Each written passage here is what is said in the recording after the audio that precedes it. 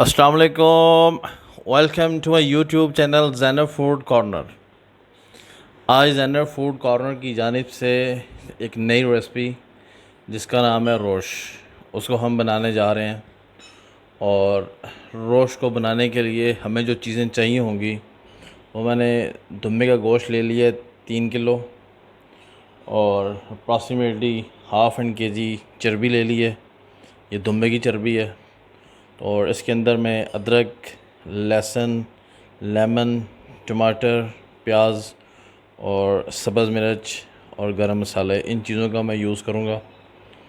और इसके लिए अभी हम शुरू करते हैं कि हमने इसको कैसे बनाना है। आइए देखते हैं कैसे बनेगी ये। डिश ले लिया मैंने, थोड़ा बड़ा पतीला लिया है। इसके अंदर हम सबसे पहले चर्बी की तह लगाएंगे।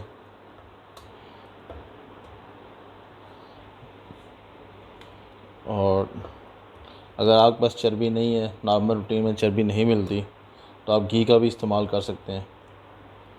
लेकिन अगर चर्बी मिले तो उसमें टेस्ट बहुत ही ज़बरदस्त किस्म का बनता है।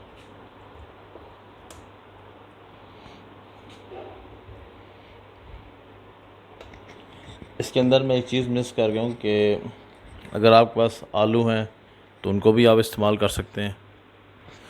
आलू भी आपने बिल्कुल साबुत डालने हैं, लेकिन अभी मैं आलू का इस्तेमाल नहीं कर रहा।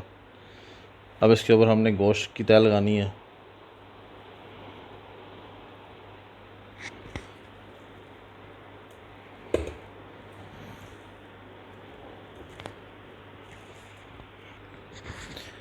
अभी मैं इसके अंदर टमाटर डालूँगा।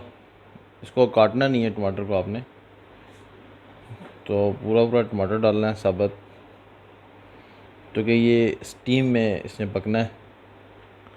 सब्ज़ मिर्चें, लहसुन और अदरक,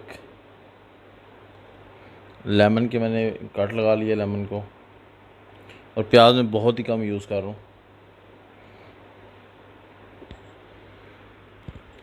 अभी इसमें नमक ऐड करूँगा।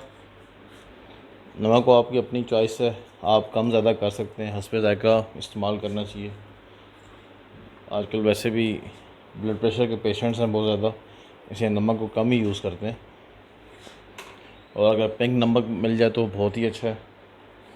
तो अब इसमें हम इस्तेमाल करेंगे गरम मसाला। सफ़ेद ज़ीरा डाला मैंने, इसमें मिक्स है गरम मसाला ये।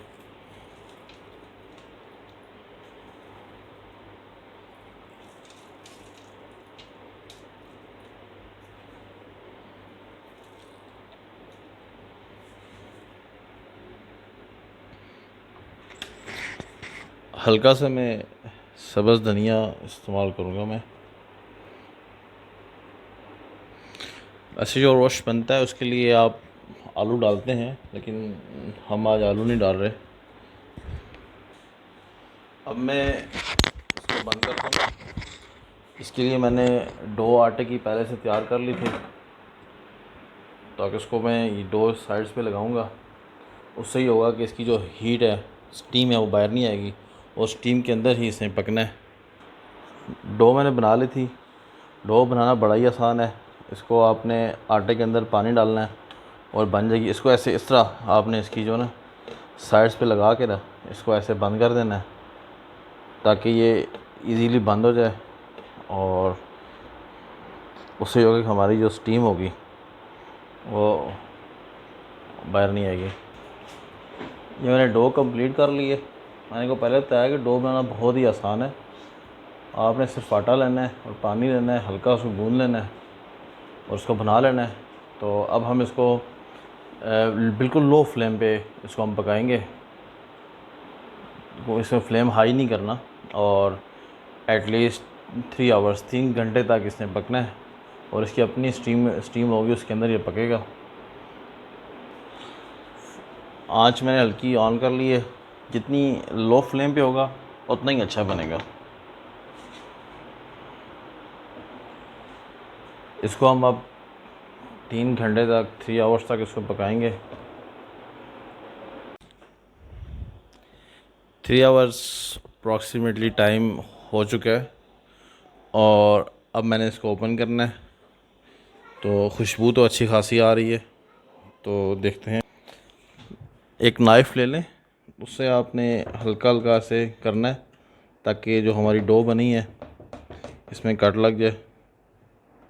तो ये बहुत ही आसानी के साथ इसने उठ जाना है। और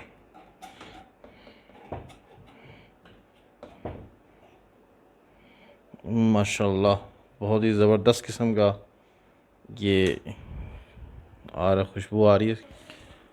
ये देखें बहुत ही ज़बरदस्त किस्म का तैयार हो गया है। आप इसको चेक कर सकते हैं, बिल्कुल हो गया ये। और इसको भी हम निकालते हैं। ये देखें आप,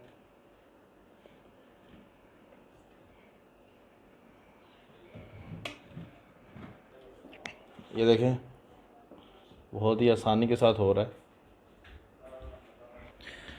इसको मैंने प्लेट में भी निकाला है, तो बहुत ही ज़बरदस्त किस्म का गला हुआ है। सो फाइनली हमारा रोस्ट तैयार हो चुका है। नमकीन गोश्त, आप इसे दम पुख्त भी कह सकते हैं। तो बिल्कुल रेडी है। 3 घंटे अप्रॉक्सीमेटली टाइम लगा है इसको।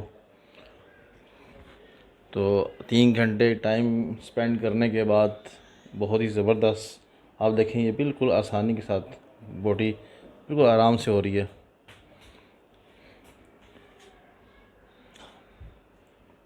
व्यूअर्स, हमारे चैनल को ज़ैनब फूड कॉर्नर को सब्सक्राइब कीजिए, लाइक कीजिए, ताकि आने वाली नई वीडियो आपको बहुत ही आसानी से मिल सके।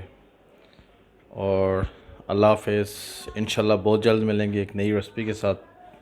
Thank you so much.